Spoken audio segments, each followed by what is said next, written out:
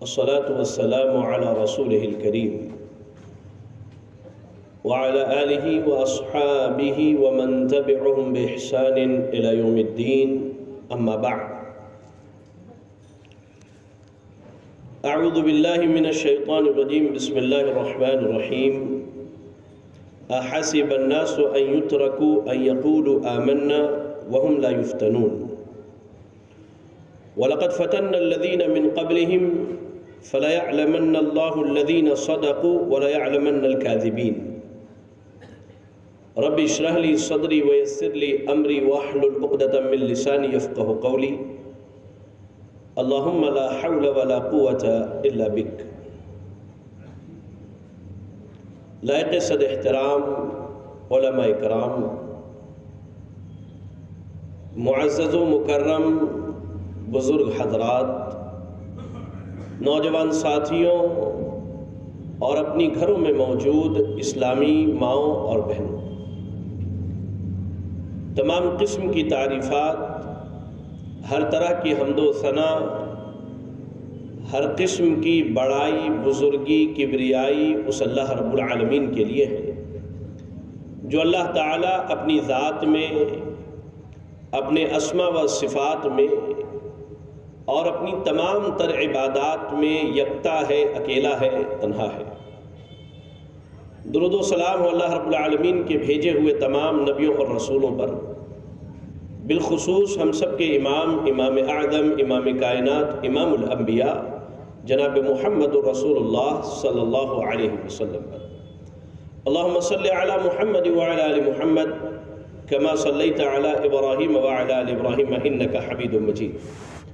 اللہم بارک علی محمد وعلی آل محمد کما بارکت علی ابراہیم وعلی آل ابراہیم انکا حمید مجید۔ حاضرین مجلس،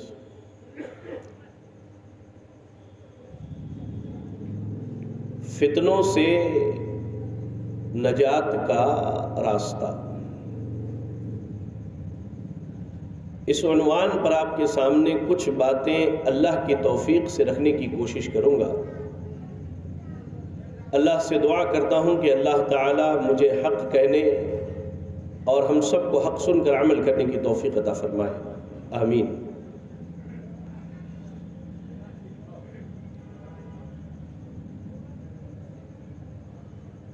فتنوں سے نجات کے راستے کو جاننے سے پہلے ہم یہ دیکھ لیں، یہ سمجھ لیں کہ کیا ہمارے درمیان فتنے ہیں یا نہیں ہیں، کیونکہ عموماً اکثر مسلمانوں کی زندگی کا اگر جائزہ لیا جائے، اکثر مرد و خواتین آج اس طرح زندگی گزار رہے ہیں گویا کہ ان کے درمیان کسی قسم کا کوئی فتنہ نہیں، کسی قسم کی کوئی آزمائش نہیں ہے، جبکہ اللہ رب العالمین نے قرآن مجید کے اندر یہ اصول بیان کیا کہ فتنے ہوں گے، آزمائشیں آئیں گی، ہمیں اور آپ کو اللہ کی جانب سے آزمایا جائے گا۔ قرآن مجید پڑھیے آپ،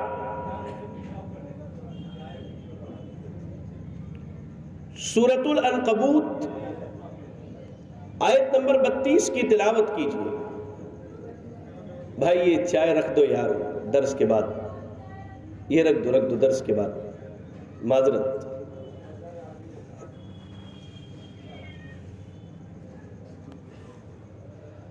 اللہ رب العالمین نے کہا احسب الناس ان یترکوا ان یقولوا آمنا وهم لا یفتنون، کیا لوگ یہ سمجھتے ہیں کہ اگر انہوں نے لا الہ الا اللہ محمد الرسول اللہ کا اقرار کر لیا، ایمان و اسلام کی گواہی دے دی، تو انہیں آزمایا نہیں جائے گا؟ وَلَقَدْ فَتَنَّ الَّذِينَ مِن قَبْلِهِمْ، تو اللہ تعالیٰ نے ہم سے پہلے لوگوں کو آزمایا ہے۔ آزمائشیں، فتنے ہم سے پہلے لوگوں کے درمیان بھی آئی ہیں۔ پچھلی امتیں جو گزر گئیں، اللہ تعالیٰ نے اس امت کے افراد کو بھی آزمایا، اور اللہ اپنا یہ قانون بتلا رہا ہے کہ آپ کلمے کا اقرار کر لیں، اقرار کے بعد آپ کی زندگی میں نت نئے فتنے آتے رہیں گے، آپ کو آزمایا جائے گا۔ ہاں، فتنوں کی آزمائش اور فتنوں کے آنے کا بنیادی مقصد اللہ نے بیان کیا۔ اللہ نے کہا فَلَيَعْلَمَنَّ اللَّهُ الَّذِينَ صَدَقُوا وَلَيَعْلَمَنَّ الْكَاذِبِينَ۔ آپ دیکھیں، ایک سونار کے پاس آپ سونے کا کوئی زیور لے کر کے جائیے، اور جب آپ اسے بیچنا چاہتے ہیں تو وہ اس زیور کو آگ پر تپاتا ہے، گلاتا ہے اچھی طرح سے۔ اس کا مقصد کیا ہوتا ہے؟ خالص سونا الگ کر دے اور اس میں جو ملاوٹ کی گئی ہے کیمیکل کی یا دوسرے دھات کی، اس کو الگ کر دیا جائے۔ تو یہ فتنے اسی لیے آتے ہیں تاکہ جو ایمان کے دعوے میں سچا ہے، جو پکا سچا مومن موحد ہے، اس کو اللہ تعالیٰ الگ کر دے، اور جو صرف ایمان کے دعوے دار ہے یا ایمان کے دعوے میں جھوٹے ہیں، اللہ تعالیٰ انہیں الگ کر دے۔ تو یہ آیت کریمہ یہ بتلاتی ہے کہ فتنے آئیں گے۔ آپ پڑھیے مزید قرآن مجید کی تلاوت کیجئے، سورۃ الانبیاء پڑھیے۔ سورۃ الانبیاء اللہ رب العالمین کا ارشاد ہے وَنَبْلُوكُمْ بِالشَّرِّ وَالْخَيْرِ فِتْنَةً وَإِلَيْنَا تُرْجَعُونَ۔ اللہ نے کہا کہ ہم تمہیں خیر اور شر کے ذریعہ آزمائیں گے۔ اللہ کے جانب سے خیر کا بھی نزول ہوگا، اللہ کے جانب سے شر کا بھی نزول ہوگا، اور اس کے نازل کرنے کا بنیادی مقصد یہ ہوگا کہ اللہ تعالی ہمیں آزمائے، اللہ تعالی ہمارا امتحان لے، اللہ ہمارا ایگزامینیشن لے کر کے یہ طے کر دے کہ ہم میں سے پکا سچا مومن کون ہے اور ہم میں سے جھوٹے ایمان کا دعوے دار کون ہے۔ یہ دو آیتیں ہیں، حدیثوں کی طرف چلتے ہیں، بڑی بہترین اور پیاری حدیثیں ہیں، آپ پڑھیں۔ صحیح مسلم پڑھیے، سیدنا ابو ہریرہ رضی اللہ تعالی عنہ حدیث کے راوی ہے، کہتے ہیں اللہ کے نبی صلی اللہ علیہ وسلم نے کہا بادروا بالاعمال فتنا كقطع الليل المظلم يصبح الرجل مؤمنا ويمسي كافرا او يمسي مؤمنا ويصبح كافرا يبيع دينه بعرض من الدنيا۔ کہا اللہ کے رسول صلی اللہ علیہ وسلم نے بادروا بالاعمال، عمل کرنے میں جلدی کرو۔ یہ کس سے کہا جا رہا ہے؟ صحابہ سے کہا جا رہا ہے، صحابہ اکرام سے کہا بادروا بالاعمال، عمل کرنے میں جلدی کرو۔ فتنا كقطع الليل المظلم، اندھیرے رات کی ٹکڑوں کی طرح فتنے آ رہے ہیں۔ یعنی جس طرح آپ دیکھیں دیہاتوں میں جہاں روشنی نہیں ہے بالکل، اور جب اندھیری رات ہوتی ہے تو انسان اپنے آگے ایک ہاتھ نہیں دیکھ پاتا ہے، کہا کہ ایسے اندھیرے اور تاریک اور خطرناک قسم کے فتنے ایک کے بعد دوسرے آ رہے ہیں، اور فتنہ اتنا بڑھ جائے گا کہ آدمی صبح کو ایمان والا ہوگا، شام ہوتے ہوتے کافر ہو جائے گا، اور شام کو ایمان والا ہوگا، صبح ہوتے ہوتے کافر ہو جائے گا، اور اپنے دین کو تھوڑی سی دنیا کے لیے بیچ دے گا۔ میں نے اس کی مثال دیکھی ہے، واللہ ہمارا ایک طالب علم ہے، کبھی اس کے پورے گھرانے والے جو ہیں اہل حدیث ہوئے تھے۔ اللہ تعالی ہم سب کو فتنوں سے محفوظ رکھے، کہیے آمین۔ میرے بھائی، وہ بچہ اور اس کے گھر کے لوگ توحید کی دعوت کو قبول کیے تھے، لیکن فتنوں سے بچنے کی رہنمائی نہ حاصل کر پائے۔ آج عالم یہ ہے کہ وہ بچہ رافضیوں اور شیعوں کی سٹیج پر بیٹھ کر کے اہل سنت کو گالیاں دیتا ہے۔ واللہ کہہ رہا، یہ حقیقی واقعہ ہے، کوئی جھوٹی کہانی نہیں ہے۔ یہ فتنے اتنے بھیانک ہیں، اتنے خطرناک، میں انشاءاللہ آگے آپ کو مثالیں دے کر کے سمجھاؤں گا کہ فتنے کس کس طرح کے آج ہمارے یہاں موجود ہیں۔ پہلے یہ طے کر لیجئے کہ ہمارے درمیان فتنے ہیں۔ آئیے اس تعلق سے دوسری حدیث سنیے آپ۔ امام بخاری نے اپنے صحیح میں نقل کیا، ام سلمہ رضی اللہ تعالی عنہ کہتی ہیں کہ ایک دن اللہ نے کہا سبحان اللہ ما انزل اللہ من الخزائن وماذا انزل من الفتن۔ رات کے وقت اللہ کے نبی صلی اللہ علیہ وسلم اچانک بیدار ہوئے، آپ بیٹھے اور کہا سبحان اللہ، اللہ پاک ہے، آج اللہ نے بہت سارے خزانے نازل فرمائے، آسمان سے اللہ نے بہت سارے خزانوں کا نزول فرمایا، اور آج فتنے بھی نازل ہوئے۔ لا الہ الا اللہ، اللہ کے نبی صحابہ کی موجودگی میں فتنے بھی نازل ہوئے، اور کہا کہ کوئی جائے ہماری بیویوں کو اٹھائے تاکہ وہ اللہ کی عبادت کے لیے کھڑی ہو جائیں۔ بہت ساری عورتیں دنیا میں جو لباسوں میں نظر آتی ہیں قیامت کے دن وہ عورتیں بغیر کپڑے کے ننگی کھڑی ہوں گی۔ لا الہ الا اللہ۔ یہ حدیث بھی بتلاتی ہے کہ اللہ کے نبی صلی اللہ علیہ وسلم نے کہا اس دور میں 1400 سال پہلے کہ اللہ تعالیٰ نے فتنوں کا نزول فرمایا، فتنے نازل ہوئے۔ اور آگے آئیے، اسامہ ابن زید رضی اللہ تعالیٰ عنہ حدیث کے راوی ہے، صحیح بخاری صحیح مسلم کی حدیث ہے، لا الہ الا اللہ، بڑی جامع حدیث ہے فتنوں کے باب میں۔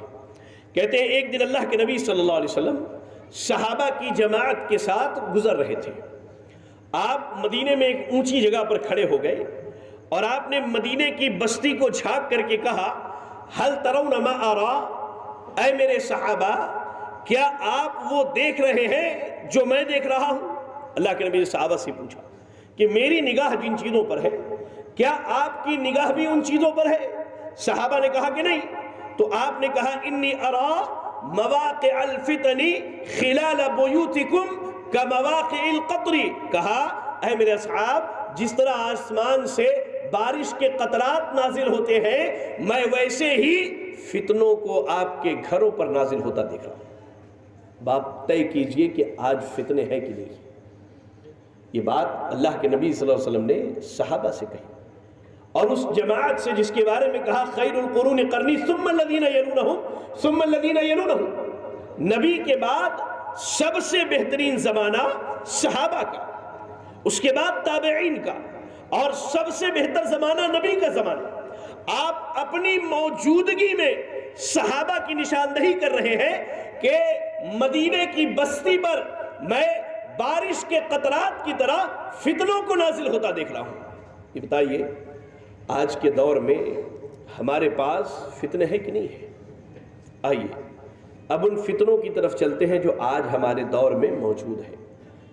آیات قرآنی اور حدیث رسول نے یہ طے کیا کہ فتنے ہیں، مزید ہوں گے اور بڑے بھیانک ہوں گے، اتنا کہ آدمی کا دین ایمان سب کچھ لٹ جائے گا اور تباہ ہو جائے گا۔ فتنے کس قسم کے ہیں، کیسی نوعیت کے ہیں، ان کی اقسام کیا ہے؟ علامہ امام ابن قیم رحمہ اللہ لکھتے ہیں کہ فتنے عام طور سے دو طرح کے ہوتے ہیں، ایک شبہات کے فتنے اور دوسرا شہوات کے فتنے۔ یہ شبہات کے فتنے کیا ہے؟ شبہات کے فتنے انسان کا دین میں شک و شبہ کرنا، دین کا کوئی معاملہ پیش کیا جائے اس کے بارے میں شک و شبہ میں مبتلا ہو جانا۔ جیسے مثال کے طور پہ کسی کے سامنے عذاب قبر کی بات کی جائے، اب وہ شک و شبہ میں پڑ جائے، پتہ نہیں عذاب قبر ہوتا ہے کہ نہیں ہوتا ہے، قبر کا معاملہ ہم نے تو دیکھا نہیں ہے، اس طرح کی بات، بڑے بڑے لوگ اس معاملے میں گمراہ ہوئے۔ یہ شبہات کے فتنے، انسان کا اپنی دین کے تعلق سے شک شبہ میں پڑ جانا، ایسے ہی شرک و بدعات میں پڑ جانا، یا انسان کے اوپر حق اور باطل کے درمیان فرق کرنے کی طاقت ختم ہو جائے، اب وہ سمجھ ہی نہیں پائے جائے تو کدھر جائے، حق کیا ہے باطل کیا ہے۔ یہ سب چیزیں کیا ہے؟ شبہات کے فتنے میں آتی ہیں۔ اور دوسری قسم ہے شہوات کے فتنے۔ شہوات کے فتنے کیا ہے؟ عورتوں کا مردوں سے اور مردوں کا عورتوں کے ذریعہ فتنے میں پڑ جانا۔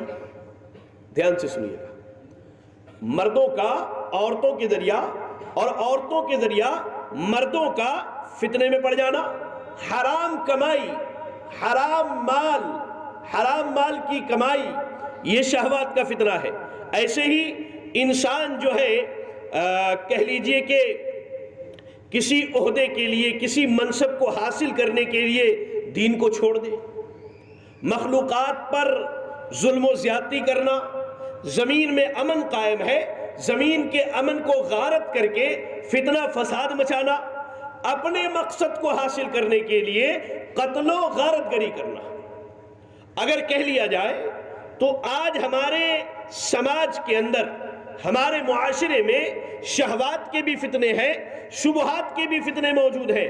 آپ دیکھیں مسلمانوں کی ایک بڑی جماعت آج شرک و بدعت میں ملوث ہے، نوجوانوں کی ایک بڑی تعداد دین سے دور ہے، الہاد کا شکار ہے، خاص کر کے نوجوان دین کے معاملے میں فتنہ انکار حدیث میں پڑے ہوئے ہیں، فتنہ انکار حدیث میں پڑے ہوئے ہیں۔ مغربی کلچر، یورپین نیشن کا جو کلچر ہے اس کو اپنے لیے کیا ہے، بڑی فخر کا باعث سمجھتے ہیں۔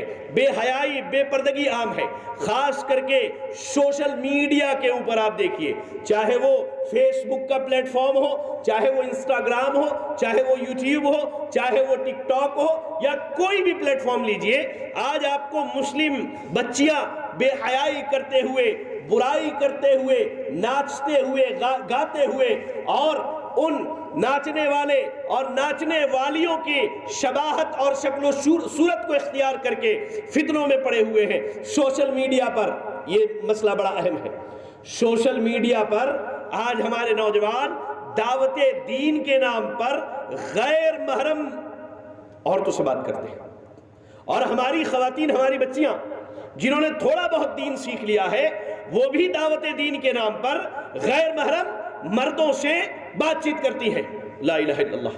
سوشل میڈیا کے اوپر نوجوان آج دینی تعلیم حاصل کرنے کے بجائے کفر کے فتوے دینے میں مشغول ہے۔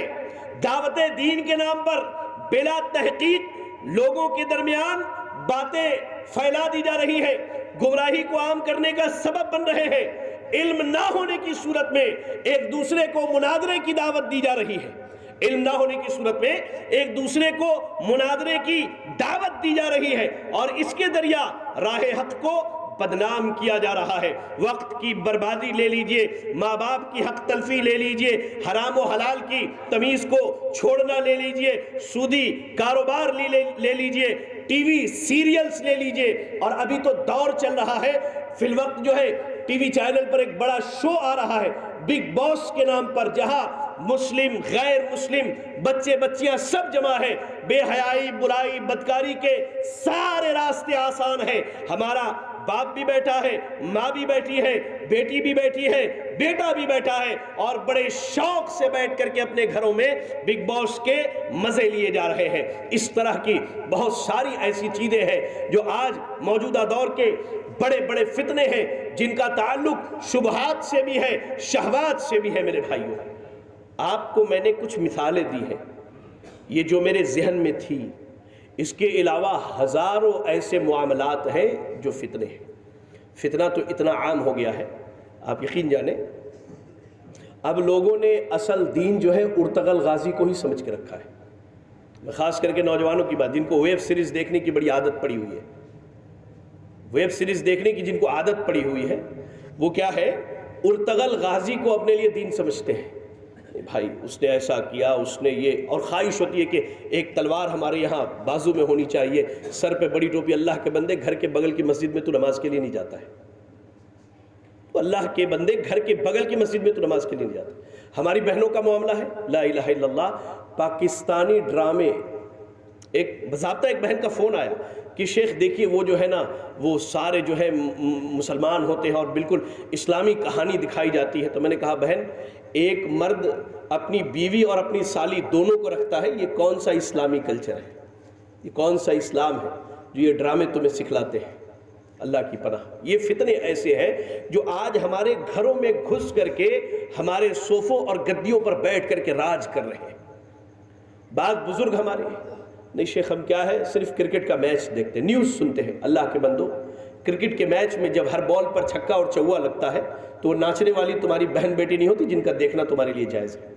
وہ نیوز سنانے والی بغیر دوپٹے، بغیر اسکارف کے، بغیر حجاب کے تمہارے سامنے آ کر کے بیٹھتی ہے، اس کا دیکھنا تمہارے لیے اور ان مردوں کا دیکھنا تمہاری بہن بیٹیوں کے لیے کس نے جائز قرار دیا ہے؟ کس نے جائز قرار دیا ہے؟ نوجوانوں میں دیکھیے فتنہ، سگریٹ پینے کی عادت ہے، گٹکا کھانے کی عادت۔ کیا شیخ یہ مکروہ ہے؟ اللہ کے بندے، شیخ محترم یہاں موجود ہے، بہت قابل شخصیت ہے شیخ کی موجودگی میں ایک بات کہوں کہ حرام چیزوں میں مکروہ کچھ نہیں ہوتا ہے، مکروہ کا معاملہ حلال چیزوں سے ہوتا ہے۔ سگریٹ پینا، گٹکا کھانا، یہ ساری چیزیں حرام ہیں۔ کس نے کہا تم سے کہ مکروہ ہے؟ کس نے کہا مکروہ ہے؟ ابھی میں آپ سے پوچھ لوں کہ خودکشی کرنا حرام ہے کہ حلال؟ آپ کہیں گے مولوی صاحب حرام ہے۔ سگریٹ کے ڈبے پہ لکھا ہوا ہے کھاؤ گے خودکشی کر کے مر جاؤ گے، کیسے وہ حلال ہو گیا؟ ایک مثال دی میں نے سمجھانے کی۔ ایسے ایسے فتنے ہیں جو آج ہمارے گھروں میں گدیوں پر بیٹھ کر کے راج کریں، ہمیں اس کا احساس نہیں ہوتا ہے۔ میرے بھائیوں یاد رکھو، اور خصوصاً میں نوجوانوں سے کہوں گا کہ نوجوانوں اپنی جوانی کی قدر کرو، ان فتنوں سے اپنے آپ کو بچانے کی کوشش کرو۔ یاد رکھو یہ فتنے اگر تمہارے درمیان آ گئے تو تم تو تباہ ہوگے ہی ہوگے، تمہاری آنے والی نسلیں بھی تباہ ہو کر کے رہ جائیں گی۔ اسلام کا نام لیوا تمہارے خاندان میں کوئی نہ ہوگا، تمہارے اولادیں اسلام کو نہ پہچانیں گی، تمہاری نسلیں اسلام کو بھلا بیٹھیں گی، اللہ اکبر، بھلا بیٹھیں گی۔ اور ہم نے دیکھے ان گھرانوں کو جن گھرانوں کے شوق بہت بڑے بڑے کبھی ہوا کرتے تھے، آج انہیں آپ کو میں مثال دے کے سمجھاتا ہوں۔ میں جہاں کا رہنے والا ہوں، ہمارے پڑوسی ہیں ایم جی اکبر، نام سنا ہے؟ ایم جی اکبر سینٹرل میں جو پارٹی ہے اس کے بہت بڑے لیڈر رہ چکے ہیں، دا ایشین اخبار کے ایڈیٹر ہیں، جو لوگ اخبار پڑھتے ان کو معلوم ہوگا، اور ایک منسٹر تھے۔ کچھ سال پہلے بچیوں کو ہیرس کرنے کے سلسلے میں ایک ہیش ٹیگ چلا تھا می ٹو، تو یہ ایم جی اکبر صاحب کی مہربانی تھی، انہوں نے کسی کو ہیرسمنٹ کیا تھا۔ یہ ہمارے پڑوسی ہیں، حالیہ ان کی بیٹی کا نکاح ماشاءاللہ ایک کرسچن سے ہوا ہے۔ آپ کو کھل کے بتاتا ہوں، یہ وہ گھرانہ ہے، ان کی بیٹی کا نکاح ایک کرسچن بچے سے ہوتا ہے۔ نام کیا ہے بھائی؟ مسلم گھرانے کے لوگ ہیں، ایم جی اکبر، بہت بڑا نام ہے، بہت بڑا خاندان ہے۔ لیکن ہوا کیا کہ نکاح کرتے اپنی بیٹی کا کس سے؟ ایک کرسچن بچے سے۔ لا الہ الا اللہ۔ تو یہ جو فتنے ہیں، جب انہوں نے ہمارے گھروں میں قدم رکھے تو ہم نے اس پر کان نہیں دھرا، کان نہیں رکھے۔ ہم نے کیا سمجھا کہ بھائی یہی ترقی ہے، یہی سماج والوں سے کاندھا ملا کر کے چلنا ہے، اور اسی کے ذریعہ ہمیں کامیابی مل سکتی ہے۔ میرے بھائیو یہ فتنے ہیں جو آج تمہارے اور تمہاری آنے والی نسلوں کے دین کو تباہ کر کے رکھ دیں گے۔ آئیے ان فتنوں سے نکلنے کا راستہ کیا ہے، مختصراً میں آپ کو بتلاؤں۔ سب سے پہلی چیز، فتنوں کے دور میں آپ ایک اہم کام کیجئے، وہ کام ہے کہ آپ نے جو عقیدہ توحید کا اقرار کیا ہے، یعنی آپ نے جو لا الہ الا اللہ کی گواہی دی ہے، ایک اللہ کی عبادت کرنے کی جو آپ نے گواہی دی ہے، آپ اس گواہی پر ڈٹے رہیے، آپ اس گواہی پر ڈٹے رہیے۔ آپ نے کہا لا الہ الا اللہ، اللہ کے علاوہ کوئی معبود برحق نہیں۔ اب آپ کے سجدے، آپ کا جھکنا، آپ کا کھڑا ہونا، میں کہتا ہوں آپ کی زندگی، آپ کی موت سب اللہ کے لیے ہونی چاہیے، سب اللہ کے لیے ہونی چاہیے۔ عبادت کی جتنی قسمیں ہو سکتی ہیں وہ ساری کی ساری اللہ کے لیے ہے۔ ہاں، وہ لا الہ الا اللہ کا اقرار نہیں کہ لا الہ الا اللہ بھی پڑھ رہے ہیں، گلے میں تعویذ بھی باندھ رہے ہیں، لا الہ الا اللہ بھی پڑھ رہے ہیں، جادوگروں کے پاس جا کر کے علاج بھی کروا رہے ہیں، لا الہ الا اللہ بھی پڑھ رہے ہیں، اخبار اٹھا کر کے اپنا راشی بھی چیک کرتے ہیں، لا الہ الا اللہ بھی پڑھ رہے ہیں، ہاتھوں میں کڑے پہنے ہوئے ہیں، لا الہ الا اللہ بھی پڑھ رہے ہیں، گھر کے اوپر جب گھر کی تعمیر کرتے ایک ٹوکری اور 2 چپل بھی باندھ کے رکھا ہوا نہیں، یہ لا الہ الا اللہ۔ آپ نے لا الہ الا اللہ کا اقرار کیا، آپ کا توکل، آپ کا اعتماد، آپ کا بھروسہ، آپ کا یقین، ہر چیز اللہ پر ہونی چاہیے۔ اگر ایسا ایمان ہے، یہ لا الہ الا اللہ کے اقرار ویسا ہے جیسا ابو بکر صدیق رضی اللہ تعالیٰ عنہ کا تھا، جیسا سیدنا عمر، سیدنا عثمان، سیدنا علی اور دیگر صحابہ رضی اللہ عنہم کا تھا، تب آپ کا لا الہ الا اللہ آپ کو فائدہ پہنچانے والا ہے۔ کہا اللہ نے قرآن میں سورۃ التغابن کی تلاوت کیجئے، آیت نمبر 11 میں اللہ نے کہا ما اصاب من مصیبت الا باذن اللہ ومن یؤمن باللہ یہدی قلبہ واللہ بکل شیء علیم۔ اللہ نے کہا جو بھی مصیبت آئی ہے تمہارے اپنے ہاتھوں کا کیا دھرا ہے۔ جی ہاں بالکل، ہمیں جو بھی مصیبت آئی، جتنی پریشانیاں آئی ہے، یہ سب ہم نے اپنے اوپر مہربانیاں کی ہیں، یہ ہماری خود کی مہربانیاں ہیں جو ہم نے اپنے اوپر کر لی ہے۔ اللہ نے کہا ٹھیک ہے، یہ تمہیں جتنی بھی مصیبتیں آئی ہیں تمہارے اپنے ہاتھوں کا کیا دھرا ہے، یہ اللہ کے حکم سے ہے، لیکن وَمَن يُؤْمِن بِاللَّهِ، لیکن جو اللہ پر ایمان لے آئے، جس نے لا الہ الا اللہ کے قرار کے بعد اللہ کے ساتھ کسی کو شریک نہیں کیا، نہ اللہ کی عبادت میں، نہ اللہ کے کاموں میں، نہ اللہ کے ناموں میں، نہ اللہ کی صفات میں، اگر کسی کو شریک نہیں کیا، یہدی قلبہ، اللہ تعالیٰ اس کے دل کو فتنوں سے بچا کر کے رکھے۔ اور یاد رکھیں فتنے سب سے پہلے انسان کے دلوں پر پیش کیے جاتے ہیں، اگر یہ دل قبول کر لیتا ہے تو انسان کا دین اور ایمان سب غارت ہو کے رہ جاتا ہے۔ کہا اللہ نے کہ یاد رکھو یہ جو مصیبت تمہیں آئی ہے، جو پریشانی آئی ہے، یہ اللہ کی جانب سے اور تمہارے اپنے عمل کا نتیجہ ہے، لیکن اگر اس حال میں بھی اگر تم اللہ پر ایمان لے آتے ہو، یہدی قلبہ، تو اللہ تعالیٰ اس کے دل کو ہدایت دے گا، ان فتنوں سے بچنے کی اللہ تعالیٰ راہ نکال دے گا، ان فتنوں سے نکال کر کے اللہ تعالیٰ ایمان کی، اسلام کی زندگی گزارنے کی توفیق دے گا۔ واللہ بکل شیء علیم، اور اللہ رب العالمین ہر چیز کو جاننے والا ہے۔ ایسے ہی آپ قرآن مجید کی تلاوت کیجئے، سورۃ الانعام پڑھیے، آیت نمبر 82 میں اللہ رب العالمین نے کہا الذین آمنوا ولم یلبسوا ایمانہم بظلم اولئک لہم الامن وہم مہتدون۔ اللہ نے کہا جو ایمان لانے کے بعد شرک نہ کرے، شرک نہ کرے تو اس کے اپوزٹ میں کیا ہوگا؟ توحید پر قائم رہے۔ ایمان لانے کے بعد توحید پر قائم رہے تو اللہ نے کہا کہ یہی امن و شانتی حاصل کرنے والا ہے، دنیا میں بھی امن ہے، فتنوں سے اللہ محفوظ رکھے گا، اور آخرت میں بھی امن پائے گا، اور اللہ اسے ہدایت دے گا دنیا میں بھی، اور آخرت میں بھی اللہ اسے جنت کی ہدایت فرمائے گا۔ لا الہ الا اللہ، لا الہ الا اللہ کے اقرار کے بعد اس کلمے پر اگر ڈٹے ہیں، شرک نہیں کرتے ہیں، تو یقین جانیے اللہ تعالیٰ آپ کو فتنوں سے محفوظ رکھے گا، اللہ فتنوں سے آپ کی اور ہماری حفاظت فرمائے گا۔ دوسری بات، فتنوں سے نجات کے راستے کے تعلق سے کہ میرے بھائی اپنی زندگی کو کتاب اللہ اور سنت رسول اللہ صلی اللہ علیہ وسلم کے ساتھ جوڑ لیجئے۔ یہ وہ طریقہ ہے کہ انسان فتنوں سے بچ جائے گا اگر اس کی زندگی قرآن اور سنت کے مطابق گزرتی ہے۔ پڑھیے آپ قرآن مجید سورۃ المائدہ کی آیت نمبر 15 اور 16 میں اللہ نے کہا قد جاءکم من اللہ نور و کتاب مبین یہدی بہ اللہ من اتبع رضوانہ سبل السلام ویخرجہم من الظلمات الی النور بإذنہ ویہدیہم الی صراط مستقیم۔ اللہ رب العالمین نے کہا کہ اے لوگو، تحقیق کے اللہ کی جانب سے تمہارے پاس ایک نور اور روشن کتاب آیا ہے۔ اللہ تعالیٰ نے ایک نور یعنی روشن کتاب قرآن مجید عطا کیا۔ یہ وہ نور ہے، یہ وہ روشنی ہے کہ اگر فتنوں کی تاریکیاں بھی چھا جائیں، انسان اگر اس کتاب کو پکڑے ہوا ہے، اور یہی کتاب بتلاتی ہے کہ نبی کی سنت کو بھی پکڑو، تو کتاب اور سنت کو اگر پکڑے ہوا ہے تو انسان کے لیے فتنوں کے دور میں بھی راستے روشن ہوں گے، فتنوں کے دور میں بھی راستے روشن ہوں گے۔ کہا اس کے بعد اللہ تعالیٰ نے یہدی بہ اللہ من اتبع رضوانہ سبل السلام، جو آدمی اس کتاب کی اتباع کرتا ہے اور اس کا مقصد یہ ہوتا ہے کہ وہ اللہ کو راضی کر لے، تو اللہ تعالیٰ اسے سبل السلام، سلامتی والے راستے کی ہدایت دیتا ہے، سلامتی والے راستے کی۔ کیسا راستہ؟ وَيُخْرِجُهُم مِّنَ الظُّلُمَاتِ إِلَى النُّورِ بِإِذْنِهِ۔ سلامتی کا راستہ کیا ہے؟ چاروں طرف گمراہیاں پھیلی ہوئی ہیں، چاروں طرف گمراہی۔ اللہ کے نبی نے کہا تَرَكْتُكُمْ عَلَى مَحَبَّةٍ بَيْضَاءَ لَيْلُهَا كَنَهَارِهَا فَلَا يَزِيغُ عَنْهَا إِلَّا هَالِكٌ۔ میں تمہیں ایک روشن راستے پر چھوڑے جا رہا ہوں، اسلام کا راستہ، قرآن کا راستہ، سنت کا راستہ، یہ روشن راستہ ہے۔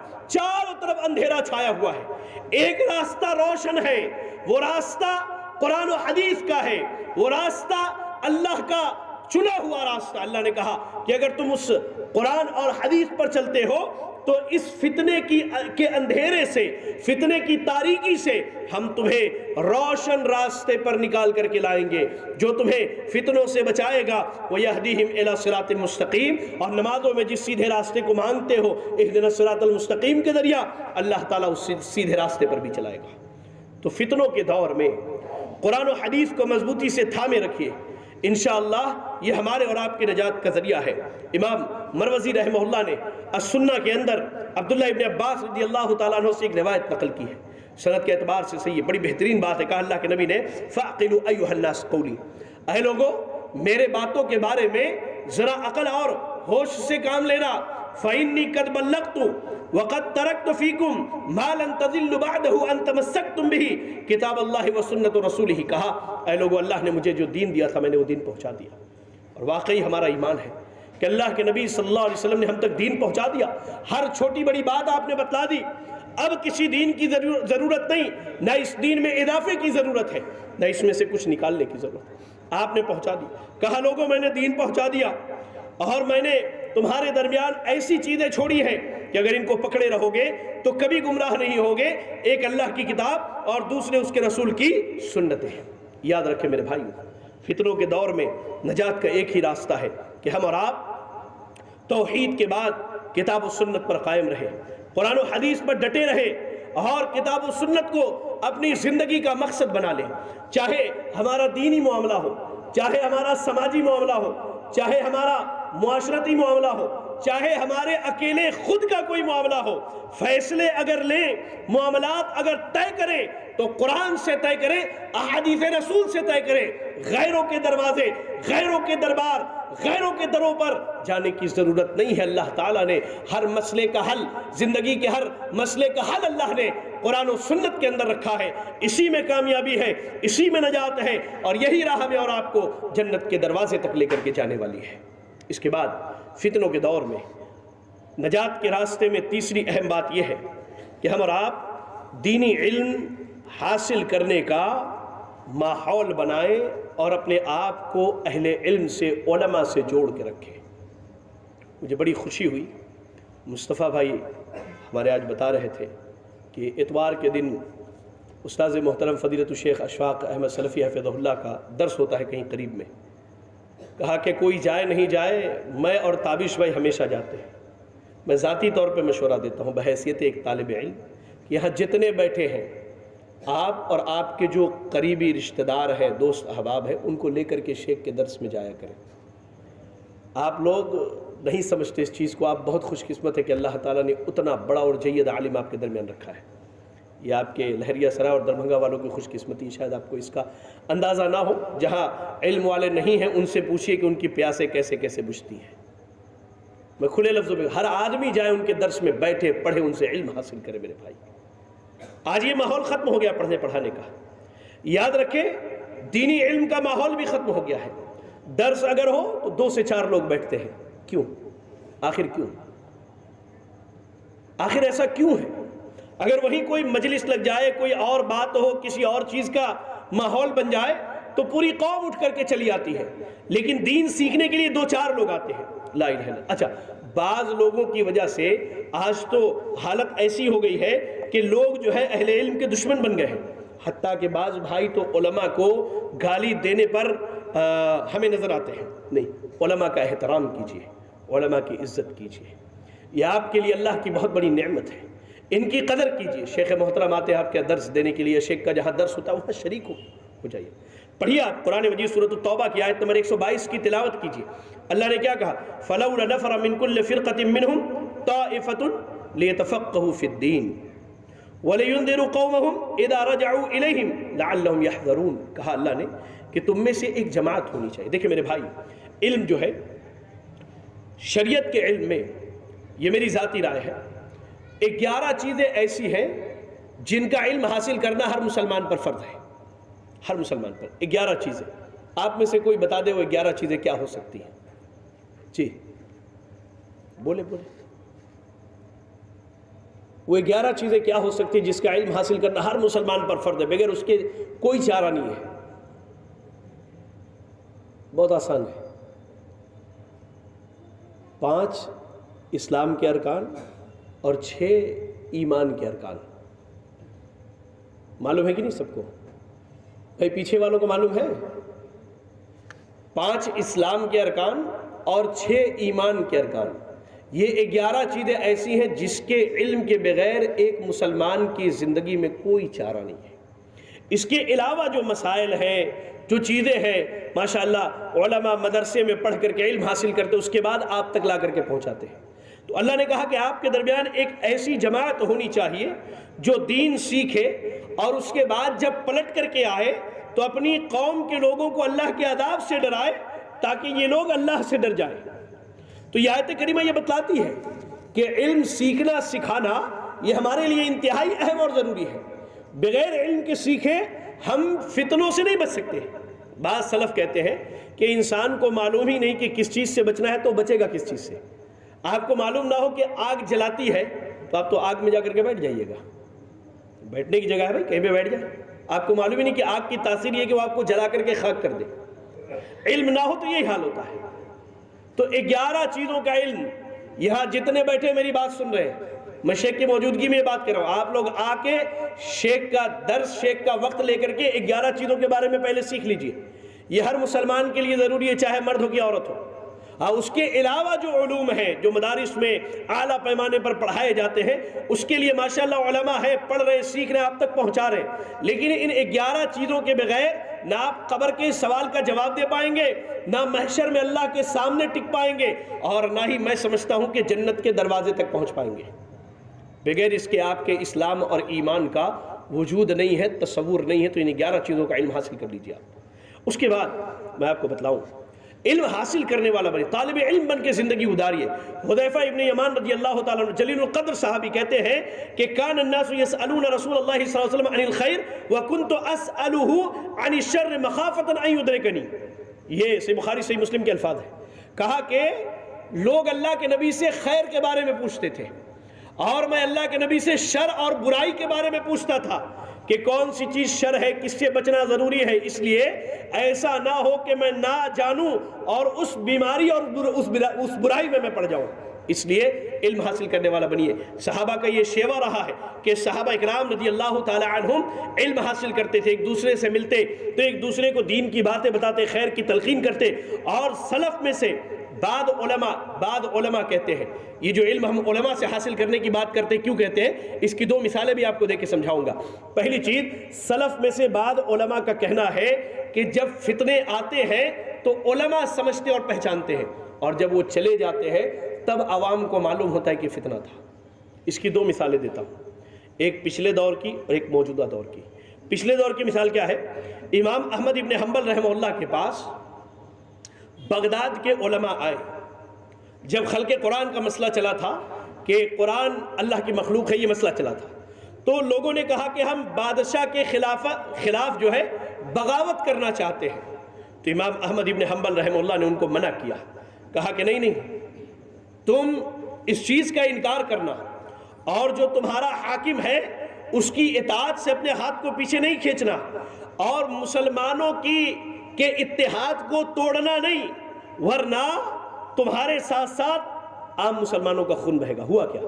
لوگوں نے بغاوت کی، احمد ابن حنبل رحمہ اللہ کی بات نہیں سنی، بڑے بڑے علماء اس دور میں قید و بند میں ڈالے گئے، ظلم و زیادتیاں ہوئی، لا الہ الا اللہ۔ تو علماء فتنوں کو پہچانتے۔ سن 2011 کی بات ہے، ان دنوں ہم یہی رہتے تھے، شیخ کو بھی اس بات کا علم ہوگا، سیریا معلوم ہے نا، معلوم ہے کہ نہیں، سیریا ملک شام جس کو انگلش میں سیریا کہتے ہیں، آج وہاں کی حالت معلوم ہے، بہت ابتر ہے، جنگیں روز کچھ نہ کچھ ہوتا ہے، سنیوں کے بستیوں پر حملہ کیا جاتا ہے، ان کو قتل و غارت گری کا نشانہ بنایا جاتا ہے۔ سن 2011 میں غالباً کچھ لوگوں نے شیخ صالح الفوزان حفظہ اللہ سے، بھی موجود ہے، سعودی عرب کے کبار علماء میں شمار ہوتا ہے، شیخ کے دروس میں بھی بیٹھنے کا میں سمجھتا ہوں شیخ کو بھی شرف حاصل ہوگا، کبار علماء میں سے ہے۔ سن 2011 میں ان سے سیریا کے لوگوں نے پوچھا تھا کہ ابھی جو بشار الاسد ہے اس کا باپ تھا حافظ اسد، ہم اس کے خلاف خروج کر کے لڑنا چاہتے ہیں۔ انہوں نے کہا کہ تمہارا حاکم ہے، ظلم و زیادتی کر رہا ہے، صبر کرو، ہو سکتا ہے اس کی موت ہو جائے تو تم نجات پا جاؤ گے، یا تمہاری موت ہو گئی تو تم شہادت کی موت مرو گے تو بھی نجات پاؤ گے ظلم و زیادتی کی صورت میں۔ لوگوں نے بات نہیں سنی، لوگوں نے کہا ان کا کیا سننا، لوگوں نے اس کے خلاف خروج کر دیا۔ آج آپ انٹرنیٹ کھول کر کے دیکھیے کہ سیریا کی حالت کیا ہے۔ داعش کا جب فتنہ آیا تھا، آئی ایس کا، بڑے بڑے عرب ممالک کے نوجوان جو بڑے دیندار تھے انہوں نے سمجھا کہ یہی اسلامی چیز ہے، سارے اس کی طرف گئے۔ علماء نے منع کیا، کہا کہ رکے رہو، انتظار کرو، ان کا معاملہ کھلنے دو۔ بعد میں پتا چلا کہ یہ سب کے سب یہود و نصارہ کے ٹکڑوں پر پلنے والی جماعت ہے، یہ خوارج کی راہ پر چل رہے، مسلمانوں کو ہی قتل کر رہے ہیں۔ تو فتنے جب آتے ہیں تو علماء ان کو سمجھتے ہیں، پہچانتے ہیں، ان کے تعلق سے ان کو علم ہوتا ہے، وہ آپ کو بتاتے ہیں۔ تو علماء سے جڑ کر کے رہیے گا تو یقین جانیے آپ فتنوں سے بچ جائیے گا۔